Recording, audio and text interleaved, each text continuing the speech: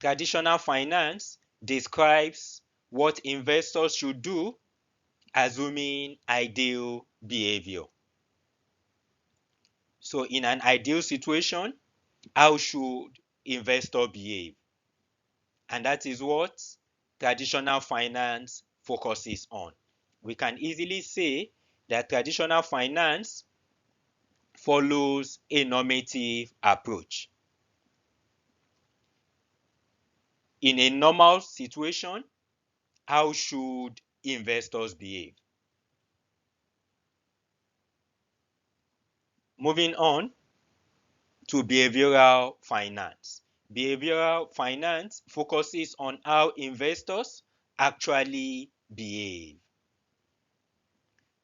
Thus, behavioral finance acknowledges real-world imperfections. Behavioral biases are categorized into two. We have cognitive errors and we have emotional biases.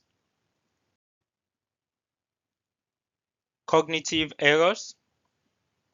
Cognitive errors stem from flawed reasoning and can be corrected with better information, better education, and advice. Cognitive biases can generally be minimized or corrected with targeted interventions.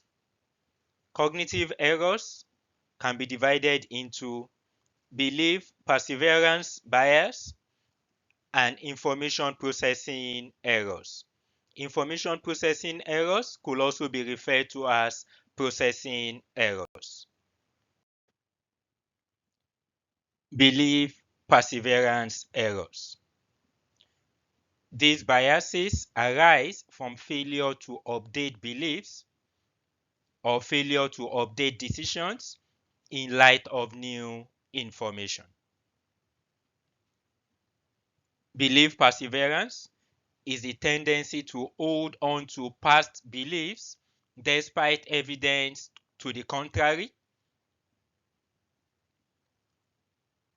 Belief perseverance is often due to errors in statistics, errors in information processing, or even memory errors. These errors include the following. We have conservatism, confirmation bias, representativeness bias, we have illusion of control bias, and we have hindsight bias. How do I remember? I remember with I credit. Hindsight bias, that's H. Illusion of control, that's I. Then we have R, which is representativeness. We have two C's, that is conservatism and confirmation bias. Information processing errors or processing errors. These biases are related to how information is interpreted and processed. Processing errors, which is also known as information processing errors, refer to the flawed or irrational ways in which information is handled and used in financial decision making. Information processing errors or processing errors include the following. We have anchoring and adjustment bias. We have mental accounting bias. We have the framing bias, and we have the availability bias, also known as the recency bias.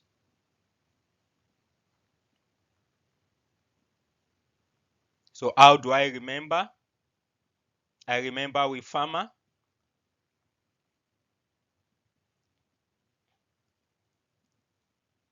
F is framing, A is anchoring and adjustment bias, M is mental accounting, then A is availability bias. Emotional biases. Emotional biases arise from emotions or impulses which are difficult to correct because they occur spontaneously and may be undesired by the individual. Some individuals, some investors do not want such behaviors, but unfortunately, such behaviors occur spontaneously. Emotional biases are challenging to eliminate and usually require adaptation rather than correction. Emotional biases include the following: loss aversion, overconfidence bias, self-control bias, status quo bias, endowment bias, and regret aversion bias. How do I remember? I remember with loser. The L is loss aversion bias, the O is overconfidence bias, the S is self-control bias, S is status quo bias, the E is endowment bias, and we have the R, which is regret aversion.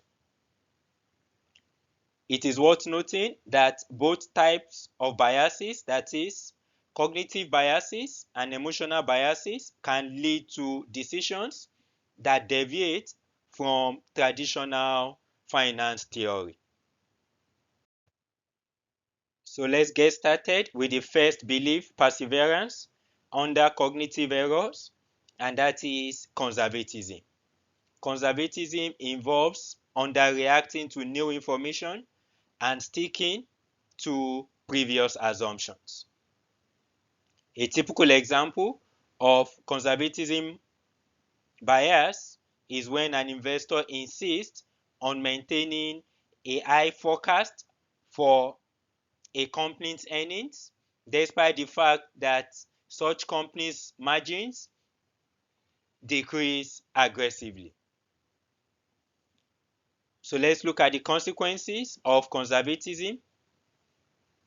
The investor would delay updates to views and they would hold on to investment longer than rational. How do we mitigate conservatism? You first need to acknowledge new information or new data and you adjust predictions accordingly.